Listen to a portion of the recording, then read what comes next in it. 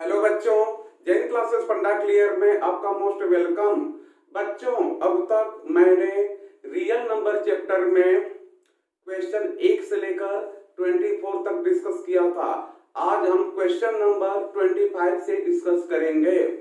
बच्चों, आज का सबसे पहला कंसेप्ट है, जब दो इंटीजर को मल्टीप्लाई करते हैं तो उनके रिजल्ट प्रोडक्ट में इंड डिजिट जीरो किस किस केस में आता है।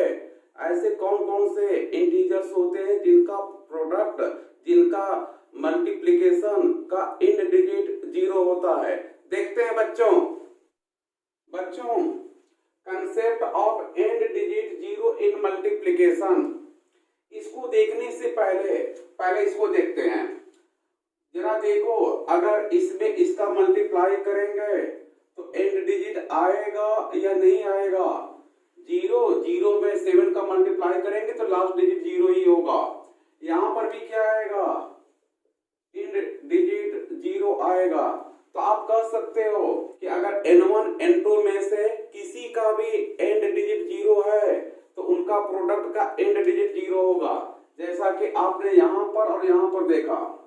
फिर उसके बाद both ending with digit zero, अगर दोनों के लास्ट में जीरो है तो फिर मल्टीप्लिकेशन करेंगे तब भी जीरो आएगा। फिर बोला गया है any one is even and other ending with 5। देखो बच्चों, ये इवन नंबर है, ये 5 पर खत्म हो रहा है, तो 2 का 5 में करोगे तो 2 5 या 10, लास्ट डिजिट जीरो ही आएगा। ये भी एंड डिजिट जीरो देगा। इसमें भी देखोगे तो इसमें भी एंड डिजिट जीरो। 4 5, इसमें भी मल्टीप्लाई करोगे तो 5 4 या 20, लास्ट में जीरो ही आएगा। इसमें 1 है, 9 है, ये लास्ट डिजिट जीरो नहीं आएगा। तो कंसेप्ट क्या बना, कंसेप्ट ये है कि या तो पहले नंबर का एंड डिजिट जीरो रहे या दूसरे नंबर का एंड डिजिट जीरो रहे, या फिर दोनों नंबर में एंड डिजिट जीरो जीरो रहे, या फिर any one is even and other is 5। दोनों नंबर में से कोई एक नंबर का लास्ट डिजिट इवन रहे और दूसरे नंबर का लास्ट डिजिट 5 रहे। तो आप इसे ठीक से देख लो, समझ लो। यहां तक का फंडा क्लियर। बच्चों, नेक्स्ट क्वेश्चन है find decimal position in given questions. अगर कोई फ्रैक्शन है तो सॉल्व करने के बाद डेसिमल कितने प्लेस पर लगेगा, ये पूछा जा रहा है। बच्चों, इसका कंसेप्ट क्या है, किसी भी नंबर में जब हम 10 का पावर m का डिवीजन करते हैं, नंबर का लास्ट डिजिट जीरो नहीं होनी चाहिए। तो डिवीजन में 10 का जितना पावर होगा उतने ही प्लेस पर डेसिमल लगेगा। देखते हैं बच्चों, इसे a मान लो, b c d e f।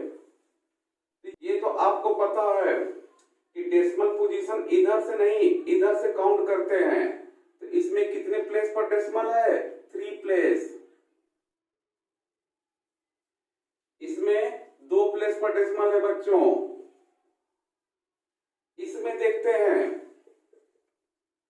देखो यहां पर 147 डिवाइडेड बाय 10 है, तो 10 का पावर 1 है, तो ये 1 प्लेस पर डेसिमल आएगा। आप अगर डिवीजन भी करोगे तो 14.7 आएगा, 1 प्लेस पर डेसिमल। यहां पर 10 का पावर 4 है तो 4 प्लेस पर डेसिमल। तो कंसेप्ट वही है, 10 का जितना पावर होगा उतने ही प्लेस पर डेसिमल आएंगे। ये ध्यान देना कि एंड डिजिट जीरो नहीं होना चाहिए। यहां पर अगर इसे आप सॉल्व करोगे बच्चों, 3 5 3 6 डिवाइडेड बाय, ये पावर 3 है, कॉमन लोगे तो 10 का पावर 3, इसमें भी 3 प्लेस पर डेसिमल आएगा। यहां पर वैसे तो यहां पर 10 का पावर 8 है, 8 प्लेस पर डेसिमल आता, लेकिन एक जीरो है तो एक जीरो से एक जीरो कैंसिल हो जाएगा, तो 10 का पावर 7 बचेगा। तो यहां पर 7 प्लेस पर डेसिमल आएगा। तो कंसेप्ट वही है, 10 का पावर m से अगर हम डिवीजन करेंगे तो m प्लेस पर डेसिमल आएगा। बशर्ते ये ध्यान देना कि ऊपर का डिजिट जीरो नहीं होनी चाहिए। अगर जीरो है तो पहले पावर के साथ उसको सिंप्लीफाई कर दो और फिर लास्ट में पोजीशन ऑफ डेसिमल डिसाइड करो। तो आप इसे ठीक से समझ लो। यहां तक का फंडा क्लियर। बच्चों नेक्स्ट क्वेश्चन है फाइंड डेसिमल पोजीशन। इसमें भी डेसिमल पोजीशन बतानी है। इसमें देखो बच्चों, यहां पर 2 का पावर 4 है, यहां पर 5 का पावर 2 है। तो 9 2 6 7 मल्टीप्लाई बाय 2 का पावर 4 5 का पावर 4। देखो हमने 5 का पावर 2 का नीचे मल्टीप्लाई कर दिया तो ऊपर भी मल्टीप्लाई करेंगे। किसी भी फ्रैक्शन में डिनोमिनेटर में जितने का मल्टीप्लाई करोगे उतने का अगर न्यूमरेटर में मल्टीप्लाई करोगे तो फ्रैक्शन की वैल्यू में कोई चेंजिंग नहीं होगी। तो हमने 5 का पावर 2 का ऊपर नीचे मल्टीप्लाई कर दिया। 5 का पावर 2 का ही क्यों मल्टीप्लाई किया? क्योंकि जितना पावर यहाँ पर है उतना ही पावर यहाँ पर बन जाए। अब इसको 10 के रूप में लिख लो। 9 2 6 7 इंटू 25 डिवाइडेड बाय 10 का पावर 4। अब बच्चों देख सकते हो नीचे 10 का पावर 4 है तो 4 प्लेस पर डेसिमल होगा। ये ध्यान देना कि ऊपर जीरो तो नहीं आ रहा। 5 7 जा 35, ऊपर जीरो नहीं आ रहा है। अगर जीरो आता तो मल्टीप्लाई करके पहले उस जीरो को पावर के साथ 10 के पावर के साथ सिंप्लीफाई करता, फिर लास्ट में डिसाइड करता। तो यहाँ पर ऊपर प्रोडक्ट में जीरो नहीं आया है तो सीधे सीधे 4 प्लेस पर 4 प्लेस ऐसे। यहां पर बच्चों यहां पर देखो अगर बराबर करना है तो यहां पर 2 का पावर 4 है तो यहां पर भी 5 का पावर 4 यानी 9 2 6 8 डिवाइडेड बाय 2 का पावर 4 5 का पावर 4। ऊपर अगर नीचे 5 का पावर 2 का मल्टीप्लाई किया हो तो ऊपर भी करना पड़ेगा। ये बन गया 9 2 6 8 इंटू 25 अपॉन 10 का पावर 4। बच्चों यहां पर संभल कर 25 का जब इसमें मल्टीप्लाई करेंगे तो लास्ट में जीरो आएगा।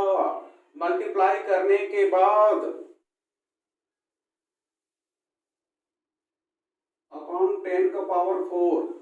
अब देखो ऊपर 2 जीरो है, नीचे 10 का पावर 4 है। पहले इसको सिंप्लीफाई करोगे तो यहां पर 10 का पावर 2 बचेगा। तो अब यहां पर 2 प्लेस ऐसे। तो ध्यान से देख लो, ये नहीं कि सीधी सीधी सिर्फ इसको ही देखकर आंसर दे दें, गलत हो सकता है। इसलिए सबसे पहले ऊपर ये ध्यान रखो कि ऊपर की नंबर में कहीं लास्ट डिजिट जीरो तो नहीं। तो आप इसे ठीक से देख लो। इसको देखते हैं 1 2 3 4 अपॉन 2 का पावर 2।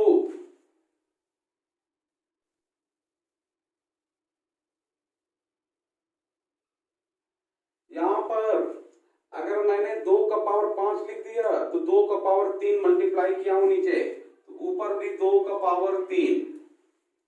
इतने का मल्टीप्लाई नीचे उतने का मल्टीप्लाई ऊपर। अब ये 8 आएगा। 8 4 जा 32। ऊपर के नंबर में लास्ट डिजिट जीरो नहीं आया तो आप 1 2 3 4 इंटू 8 डिवाइडेड बाई 10 का power 5।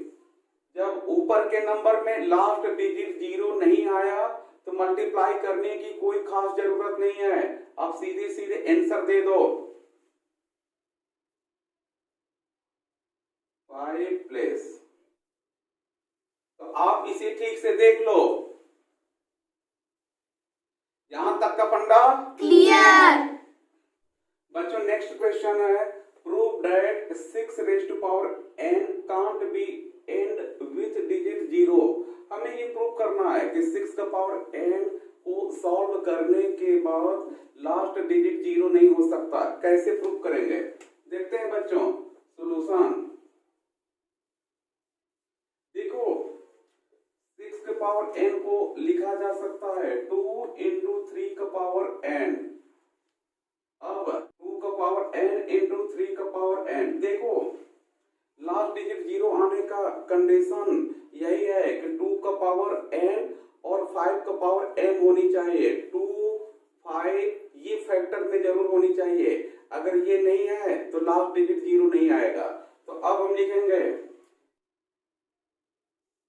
Its prime factor is not in the form of 2 का पावर m into 5 का power n, hence it can't be end with digit zero।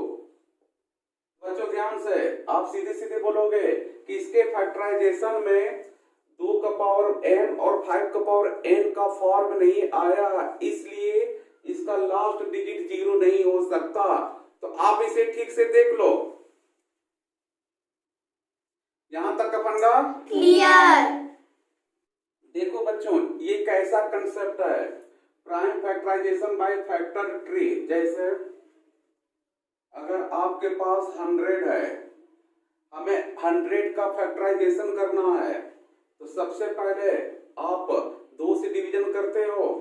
तो आप अगर इसे आप ट्रेडिशनल मेथड से, डिवीजन मेथड से जैसे आप करते आ रहे थे, अगर वैसे करोगे तो 100 में 2 का डिवीजन 50, फिर 2 का डिवीजन 25, फिर 5 का 1। तो आप 100 को आप ऐसे लिखते हो, लेकिन ये डिवीजन मेथड बोला जाता है कि प्राइम फैक्टराइजेशन बाय डिवीजन। यह है prime factorization by division method. अब अगर इसको ट्री मेथड से करना है तो आपने पहले 2 से डिवीजन किया, 2 से डिवीजन करने पर कितना आया 50, फिर 50 में 2 का डिवीजन किया कितना आया 25, फिर 25 में 2 और 3 का डिवीजन नहीं होगा, 5 का डिवीजन किया तो फिर कितना आएगा 5। तो फिर ये जो चीज है, ये जो है आपका बोला जाएगा कि इसका प्राइम फैक्टर है by tree method. Tree method क्योंकि ये ट्री बनता जा रहा है इसलिए इसको ट्री मेथड बोलते हैं। तो यहाँ पे लिखेंगे 100 equal to 2 into 2 into 5 into 5। तो ये वही मेथड है, इसमें इसका फॉर्मेट अलग है और इसका फॉर्मेट अलग है, लेकिन करना डिवीजन ही है। जैसे 100 में 2 का डिवीजन किए तो 50, तो वही कहानी यहाँ पर है, लेकिन लिखने का स्टाइल ट्री फॉर्मेट में है। तो आप इसे ठीक से देख लो। यहां तक का पंडा क्लियर। बच्चों नेक्स्ट क्वेश्चन है कंप्लीट ट्री। देखो ये किसी नंबर का ट्री बनाया गया है, कहीं कहीं ब्लैंक है, वो बताना है कितना होगा। वैसे यहां पर भी देखते हैं बच्चों, ये देखो यहां से आप पता नहीं कर सकते हो क्योंकि ये भी नहीं मालूम है, ये भी नहीं मालूम है, लेकिन यहाँ 7 है और ये 3 है, तो पक्का यहाँ पर 21 रहा होगा, क्योंकि 21 का फैक्टर 7 3 या 21, चाहे 3 इधर लिखो 7 उधर या 7 उधर 3 इधर, उससे कोई फर्क नहीं है। अब यहाँ 21 है, ये 2 है, तो लाजमी है यहाँ पर 42 रहा होगा। आप इसे ठीक से देख लो। 234 का एक फैक्टर अगर 2 है तो 234 में 2 का डिवीजन करेंगे तो 117, 117 में फिर 3 का डिवीजन करेंगे तो 3 3 या 9, 3 9 या 27, फिर 39 का 3 और 13 3 या 39। आप यहाँ पर 3 और वहां 13 या फिर यहाँ 13 और वहां 3 लिख सकते हो। तो आप इसे ठीक से देख लो। यहां तक का फंडा क्लियर। तो बच्चों आज मैंने क्वेश्चन नंबर 25 से लेकर 30 तक डिस्कस किया। आप इसे ठीक से प्रैक्टिस कर लेना। नेक्स्ट क्लास में यूक्लिड डिवीजन लेमा को हम डिस्कस करेंगे। तब तक ओके, बाय बाय।